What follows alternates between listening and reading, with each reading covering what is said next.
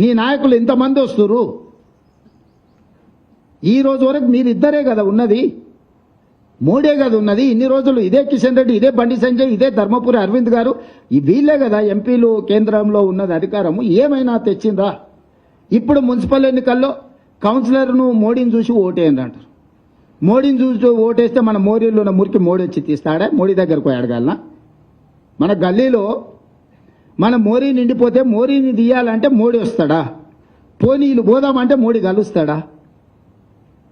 చారాన కోడికి బారాన మసాలా అయితే ఈడ గల్లీలో మోరీ తీసుకోవడానికి మోడీని కలవాలంటే అసలు గల్లీ ఎలక్షన్కు మోడీకి ఏం సంబంధము? మోకాలికి బోడిగుండుకి లింకు పెట్టినట్టు గుండు అరగుండు కలిసి ఈరోజు ఇట్లాంటి మాటలు చెప్పడం ఏమన్నా సమంజసమా?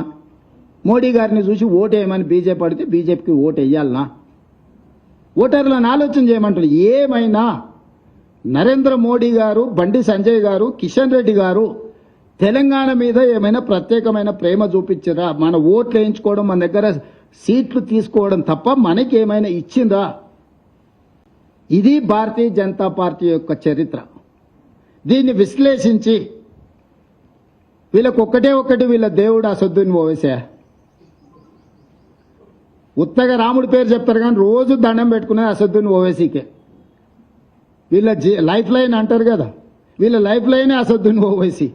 ఆయన పేరు లేకుండా, ఆయన జపం లేకుండా రాముడి పేరు ఎన్నిసార్లు వీళ్ళు తలుచుకున్నారో, అసదుద్దీన్ ఓవైసీ పేరు ఎన్నిసార్లు తలుచుకున్నారో చూడండి. ప్రతిసారి అసదుద్దీన్ ఓవైసీని అల్లావుద్దీన్ అద్భుత దీపంగా మార్చుకొని ఓట్లు అడుగుతారు. మరి అన్ని మీ ప్రభుత్వాలే ఉన్నాయి కదా. అసదుద్దీన్ ఓవైసీ ఇంత దుర్మార్గుడు అయినప్పుడు మీరు ఎందుకు అతన్ని నియంత్రించలేకపోతున్నారు? ప్రజాస్వామ్యంలో ఏఐఎంఐఎం కూడా ఒక రాజకీయ పార్టీ ఎన్నికల్లో పోటీ చేస్తున్నారు. గెలిచిన దగ్గర వాళ్ళు గెలిచిండ్రు, ఓడిన దగ్గర ఓడినరు. వాళ్ళు గుజరాత్లో పోటీ చేసిరు, ఉత్తరప్రదేశ్లో పోటీ చేసిరు, బీహార్లో పోటీ చేసిరు, మన వెస్ట్ బెంగాల్లో కూడా పోటీ చేసి 5 సీట్లు గెలిచారు.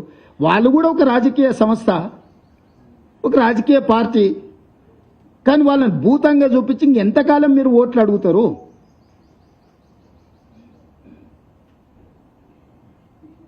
కాబట్టి కేవలం మత విద్వేషాలను రెచ్చగొట్టి కొన్ని రాజకీయ పార్టీల నాయకులను భూతంగా చూపించి రాజకీయ మనుగడ సాధించాలని ఆలోచన చేయడమే వాళ్ళ భావ దారిద్ర్యానికి పరాకాష్ట.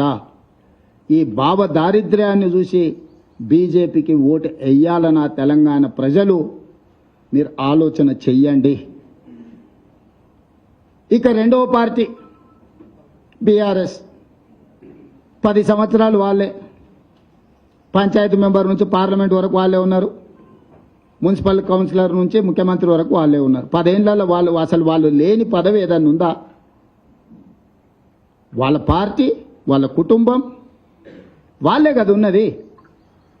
ముఖ్యమంత్రి కేసీఆర్, మున్సిపల్ శాఖ మంత్రి కేటీఆర్ గారు, వార్డు మెంబర్ నుంచి పంచాయతీ మెంబర్ నుంచి పార్లమెంట్ వరకు అందరూ.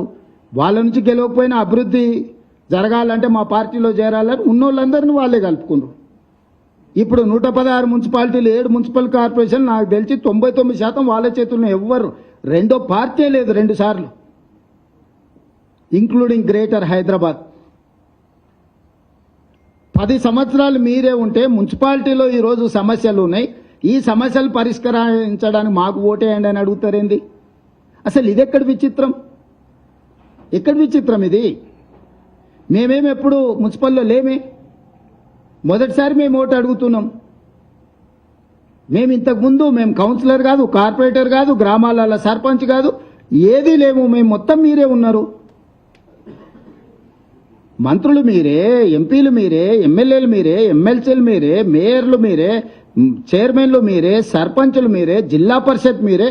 అసలు బీఆర్ఎస్ 10 సంవత్సరాలలో ఏ ఒక్క పదవులైనా ప్రతిపక్షాన్ని బ్రతకనిచ్చిండ్రా? పార్టీ ఫిరాయింపులకు అభివృద్ధి ముసుగు తోడికి ఉన్నోళ్ళందరినీ మీ పార్టీలనే చేరుకున్నారు. 100% మీ చేతుల్లోనే ఉన్నది. నిధులన్నీ మీ చేతుల్లోనే ఉన్నాయి. అధికారం అంతా మీదే ఉన్నది. పెత్తనం అంతా మీరే చెలాయించిండ్రు. ఇవాళ ఏ మున్సిపాలిటీల సమస్య ఉన్నా దానికి ప్రధానమైన కారణం బీఆర్ఎస్ కాదా? దానికి కేసీఆర్, కేటీఆర్, హరీష్ కాదా? ఎందుకంటే కీలమైన శాఖలన్నీ వీళ్ళ ముగ్గురు దగ్గరనే ఉన్నాయి కదా. మిగతా వాళ్ళందరూ వాళ్ళ చేతుల్లో కీలు బొమ్మలే కదా, వాళ్ళు కేవలం తోలుబొమ్మల ఆట ఆడించారు. మిగతా వాళ్ళని మంత్రుల రూపంలో ముఖ్యమంత్రి గారిని కలవడానికి పోతే కూడా గేటు బయట నుంచే మెడల్ బట్టి నెట్టేసిరు హోంగార్డ్స్, మనం చూసినాం కదా. 10 సంవత్సరాలు మీరే ఉండి మున్సిపల్ అయితే నిన్నటి వరకు మీరే, ఇప్పుడు లేటెస్ట్ ఎలక్షన్ జరుగుతుంది.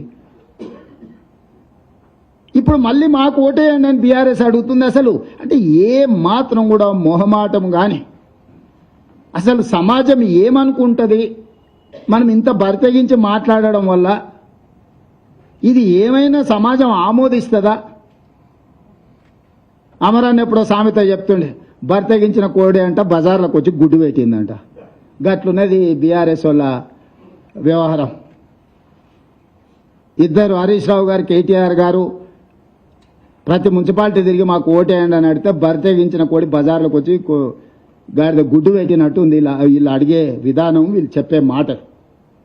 మీరు లేనిది ఏదన్నా ఉంటే ఇప్పుడు మీకు కొత్తగా ఇస్తే మీరు ఏదన్నా చేస్తారని అనుకోవచ్చు.